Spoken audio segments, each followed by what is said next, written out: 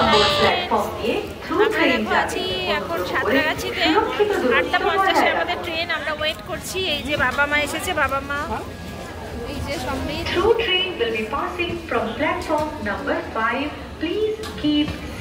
আমরা ওয়েট করছি ট্রেনের জন্য, দেখা যাক কখন আসে। আর সাঁতরাগাছি আসতে গিয়ে মানে ট্রেনে এত ভিড় ছিল কি বলবো, বাপরে বাপ। নিজেকে কন্ট্রোল করে চলতে হবে।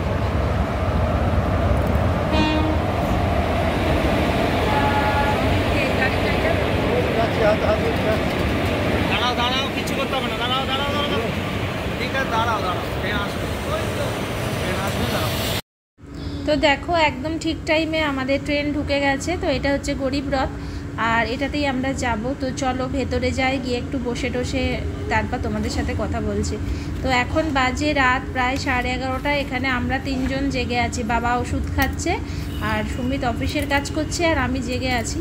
আমার ট্রেনে একদম কেননা জানে ঘুম হয় না। তো সমৃদ্ধ দেখো ঘুমিয়ে পড়েছে, আর সবাই ঘুমিয়ে পড়েছে। মা ঘুমিয়ে পড়েছে, দিদি ঘুমিয়ে পড়েছে, পরাশরদা ঘুমিয়ে পড়েছে, দিদির মেয়ে ঘুমিয়ে পড়েছে, সবাই ঘুমিয়ে পড়েছে, শুধু আমি জেগে আছি। আর সুমিত অফিসের কাজ করছে বসে, আর বাবা হচ্ছে বসে ওষুধ খাচ্ছে।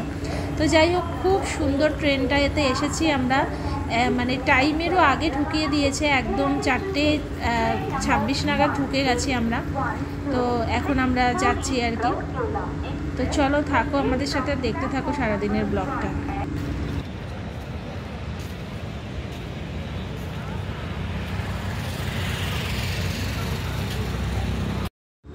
সকালবেলার প্রথম সূর্য ওঠা। তো দেখো কি সুন্দর সূর্য উঠছে, আর আমরা হোটেলে যাওয়ার মুখেই ঠিক খুব সুন্দর দেখতে পেলাম এটা।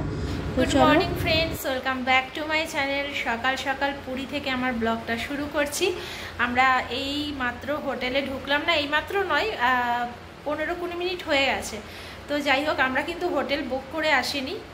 তোমরা জানোই, বা নাও জানতে পারো, 3 বার আমাদের হোটেলে টিকিট ক্যান্সেল করতে হয়েছিল, কোনো না কোনো প্রবলেম এসেই গেছিলো। তো এবার ঠিক করেছিলাম আমরা হোটেল এখানেই বুক করব, আমরা ঠিক করে আসবো না, কারণ যদি আবার সেই প্রবলেম হয় তার জন্য। তো বেশ কিছুক্ষণ টাইম হোটেল খুঁজতে লেগে গেছে, কিন্তু আমরা একেবারে সমুদ্রের সামনে হোটেল নিয়েছি। তো তোমাদের পরে আমি রুম ট্যুর দিয়ে দেবো। আমাদের 3টে রুম পাশাপাশি পরপর 3টে রুম হয়েছে। আর এই যে এখন একটু রেস্ট নিচ্ছি, সুমিত গেছে স্নানে, আর আমি একটু পরে স্নান করব, ঠিক আছে? তো চলো দেখতে থাকো ব্লগটা, আশা করছি তোমাদের ভালো লাগবে। হোটেলের বারান্দায় বসে দেখো কত সুন্দর সমুদ্র দেখা যাচ্ছে। আর হোটেলটা এলের মতো, তো এলের লাস্টের দিকটাতে আমরা আছি। তো সেই হিসাবে একদম দুটো বিল্ডিংয়ের মিডিল থেকে আমরা দেখতে পাচ্ছি।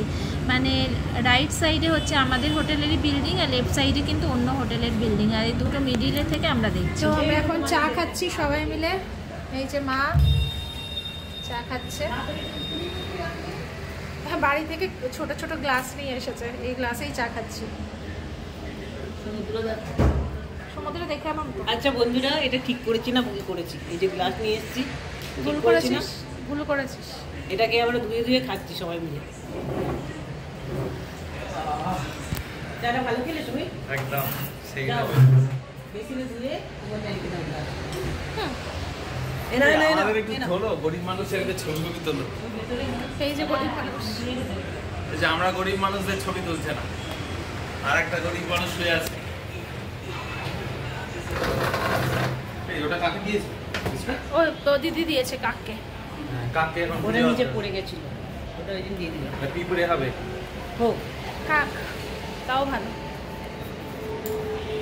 চলো এবার খেতে যেতে হবে। মাল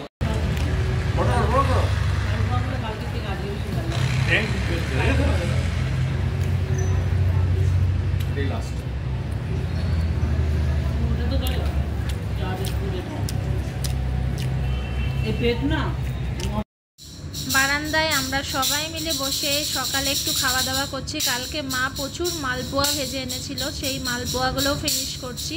তার সাথে মিষ্টি আছে, মিষ্টিগুলো ফিনিশ করছি। একটু সামান্য মুড়ি খেলাম আমরা।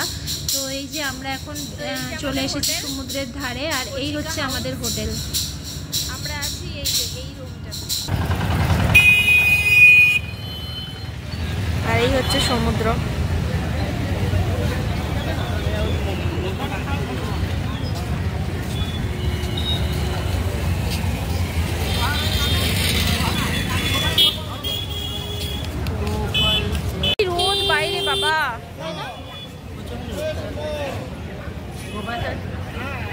দেখেছিস?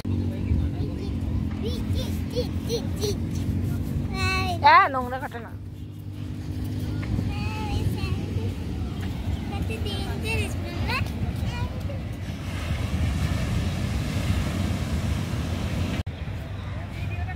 যা রোদের তাপ, মানে ভীষণ রোদের তাপ, কালো হয়ে যাব একদম দুদিনে। বাপরে বাপ, তাকানো যাচ্ছে না। এই ছেলে এদিকে আয়, এখানে কাম করা যাবে না, একটু করছে না।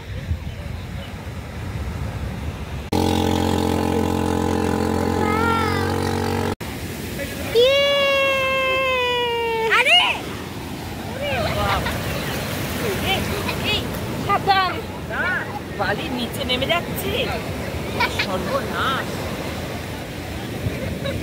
নিচে নেমে যাচ্ছে, ঠিক হয়ে নিচে নেমে যাচ্ছে।